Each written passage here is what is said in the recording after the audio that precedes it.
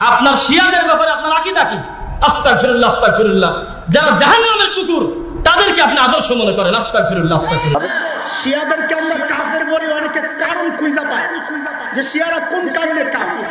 আরে আম্মা জানের চরিত্রে যারা কালিমা লেপন করে, আম্মা জান আয়েশার উপর যারা জিনার তোহমত দেয়, নিঃসন্দেহে তারা কাফের।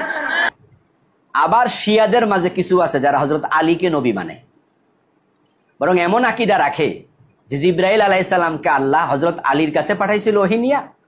জিবরাইল আলাইহিস সালাম আলী রাদিয়াল্লাহু তাআলা আনহুর কাছে ওহী নিয়ে না এসে মুহাম্মদ ইবনে আব্দুল্লাহর কাছে চলে গেছে ভুলে।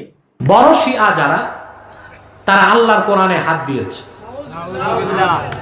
তারা কোরআন ছেপেছে। ওই কোরআনে একটা সূরার নাম দিয়েছে সূরাতুল ওয়ালায়া। ইরানের শিয়া পন্থীরা বাতিল পন্থী না সঠিক পন্থী? শিয়াদের কথা বলেছি। শিয়াদের ভিতরে সবচেয়ে যারা ভালো, তাদের সবচেয়ে ভালো আকীদার একটা হলো যে লা ইলাহা ইল্লাল্লাহ মুহাম্মাদুর রাসূলুল্লাহ বললে কেউ মুসলমান হয় না। যে সমস্ত শিয়ারা আছেন এবং পৃথিবী জুড়ে যে সমস্ত শিয়ারা আছেন, এই সমস্ত শিয়াদের বেশিরভাগই এমন এমন আকীদা পোষণ করেন যার ফলে তারা আসলে ইসলামের গণ্ডি থেকে তারা অনেকটাই বের হয়ে যান।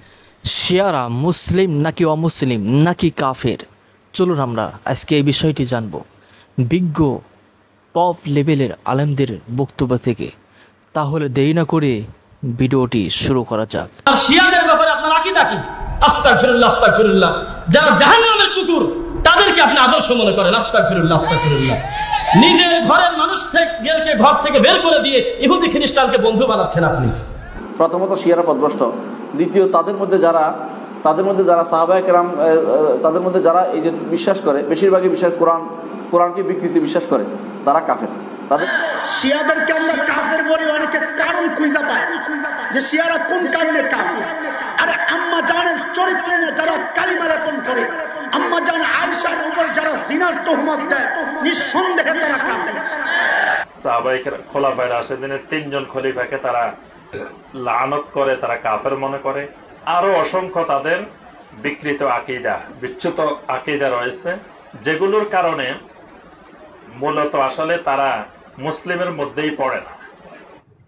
আবার শিয়াদের মাঝে কিছু আছে যারা হযরত আলীকে নবী মানে, বরং এমন আকীদা রাখে যে জিবরাইল আলাইহিস সালামকে আল্লাহ হযরত আলীর কাছে পাঠাইছিল ওহী নিয়ে।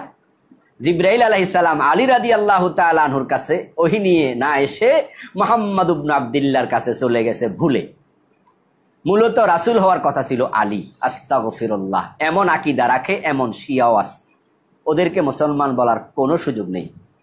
সুতরাং যেই ঘটনার প্রেক্ষিতে হযরত আয়েশা রাদিয়াল্লাহু তাআলা আনহার উপর মুনাফিকরা অপবাদ আরোপ করেছিল, তাদের সেই অপবাদের জবাব আল্লাহ পাক রব্বুল আলামিন কোরআনের আয়াত অবতীর্ণ করার মাধ্যমে দিয়েছেন। সুতরাং এই বিশ্বাসও এটি কোরআনকে অস্বীকার করার নামান্তর এবং এটিও কুফরি আকীদা। বড় শিয়া যারা, তারা আল্লাহর কোরআনে হাত দিয়েছে, তারা কোরআন ছেপেছে। ওই কোরআনে একটা সূরার নাম দিয়েছে সূরাতুল ওয়ালায়া। কি নাম? আল্লাহর কোরআনে ওলায়া নামে সূরা আছে।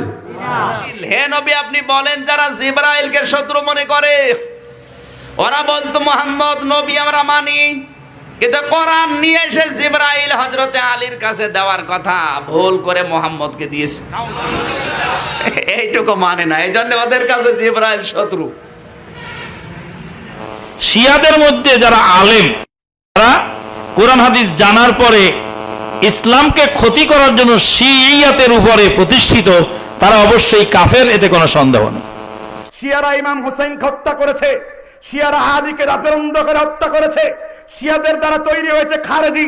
2-3টা আয়াত, আমাল্লাম ইয়াহকুম বিমা আনজালাল্লাহ ইনিল হুকমু ইল্লা লিল্লাহ আলা লাহুল খালকু ওয়াল আমর, এই আয়াতগুলো দিয়ে শিয়াদের দল খারেজি, তারপর মুরজিয়া, তারপর জাহমিয়া, তারপর কাদারিয়া, তারপর মুতাজিলা, তারপর আশারিয়া, তারপর জাবরিয়া, তারপর মাতুরিদিয়া, সমগ্র বাতিল ফিরকার এই তার তৈরি করেছে শিয়াগণ।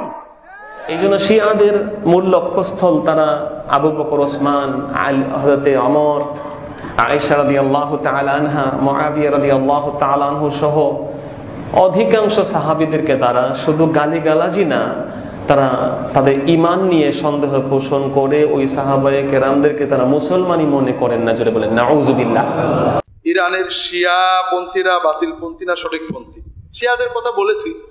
শিয়াদের ভিতরে সবচেয়ে যারা ভালো, তাদের সবচেয়ে ভালো আকীদার একটা হলো যে লা ইলাহা ইল্লাল্লাহু মুহাম্মাদুর রাসূলুল্লাহ বললে কেউ মুসলমান হয় না। দ্বিতীয় আর একটা কথা বলতে হয়, আলী অলিউল্লাহ। দ্বিতীয় হলো যে আবু বকর, ওমর, উসমান সহ সব সাহাবীরা মুরতাদ কাফের ছিলেন, তাদেরকে লানত করা ইমানের অংশ, তাদের সাথে সম্পর্ক ছিন্ন করা। তৃতীয় হলো সাহাবীরা যেহেতু সব কাফের ছিলেন, কাজে সব হাদিস বাতিল, শুধু তাদের ইমামদের থেকে বর্ণিত গুলো ছাড়া। চতুর্থ হলো এটা অধিকাংশ যে এই কোরআন বাতিল, আসল কোরআন নাউজুবিল্লাহ ওসমান পুড়িয়ে ফেলেছে। এখন এরপরে এই ধরনের বিশ্বাস যার আছে তার কি বলবেন এটা আপনাদের ব্যাপার, তবে আমরা সরাসরি কাউকে কাফের বলতে চাই না, বাতিল বলাতে সমস্যা।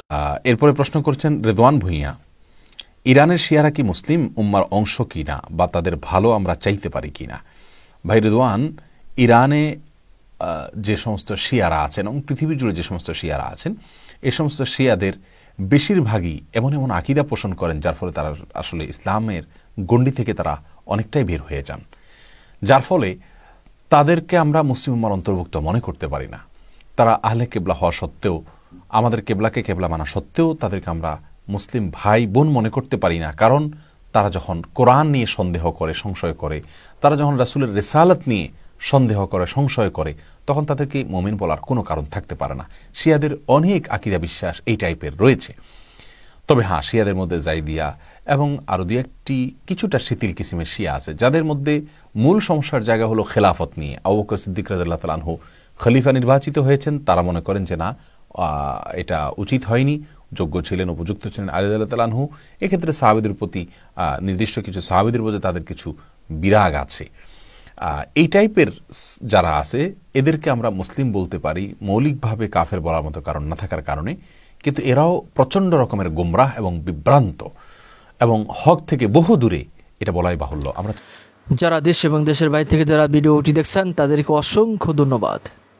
আমরা এত সময় ধরে আমাদের দেশের বিজ্ঞ আলেমদের বক্তব্য শুনলাম, তাদের শিয়াদের সম্পর্কে তাদের মতামত কিন্তু শুনলাম।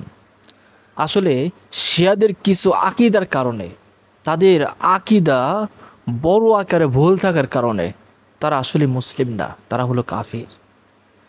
তাদের আকীদার মধ্যে অনেক ভুল, অনেক তফাত, যেটা আলেমগণ, বিজ্ঞ আলেমগণ বক্তব্যই কিন্তু তারা জানালো যে তাদের কিছু আকীদা ভুল আছে।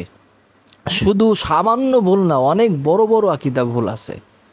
তাদের আকীদা অনেক বড় বড় ভুল আছে, সেই কারণে তারা প্রকৃতপক্ষে তারা মুসলিম না, তারা হলো কাফের। এটাই কিন্তু বিজ্ঞ আলেমরা তাদের মতামত কিন্তু জানালো। তারা এমনও তাদের আকীদা আছে, আমরা ভিডিওর মাধ্যমে কিন্তু জানলাম আল্লাহ রসুলের উপর যে ওহী আসছিল এটা নাকি আলী রাদিয়াল্লাহু আনহুর উপর আসার কথা ছিল, তার উপর আসার কথা ছিল। এটা নাকি জিবরাইল আলাইহিস সালাম ভুল করেছেন, নাউজুবিল্লাহ। এ ধরনের আকীদা কিন্তু তাদের। এমনকি কয়েকজন সাহাবী ছাড়া বেশ আর কোনো সাহাবীকে তারা মানে না। এমনকি তাদেরকে গালিগালাজ, তাদেরকে মন্দ বললে তারা আরও ভালো হয়, তাদের আরও ভালো, তারা নেকি মনে করে, তাদের ভালো কাজ মনে করে। এমনকি কোরআনকে তারা বিকৃতি করে, কম বেশি করে, এরকম দুঃসাহস পরিমাণ তারা দেখায়। তারা এরকম কাজও কিন্তু তারা করে, যেটা কোনোভাবেই ইসলাম ধর্মে গ্রহণযোগ্য না। আরও অনেক তফাৎ আছে, অনেক কিছু আছে। কারণ এদের সাথে কোনো মাযহাব কোনোভাবেই তাদের সাথে যায় না। তাদের সাথে অনেক তফাৎ আছে, অনেক আকীদার তফাৎ অনেক আছে। যদি আপনারা চান, যারা ভিডিওটি দেখছেন, যদি আপনারা চান সামনে এ ধরনের ভিডিও আপনারা আরও চান, তাহলে এ সম্পর্কে তাদের নামাজ, তাদের আজান, তারা কীভাবে ইবাদত করে সব কিছু সামনে তুলে ধরার চেষ্টা করব। যদি আপনারা চান অবশ্যই কমেন্টে জানাবেন। আপনাদের চাওয়ার পর নির্ভর করবে সামনের তাদেরকে নিয়ে ভিডিও বানানো। যদি আপনারা চান তাহলে তাদের বিষয়ে সব কিছু তথ্য আপনাদেরকে দেওয়ার চেষ্টা করব। যারা ভিডিওটি দেখছেন অবশ্যই আপনাদের মতামত কিন্তু কমেন্টে জানাতে ভুলবেন না।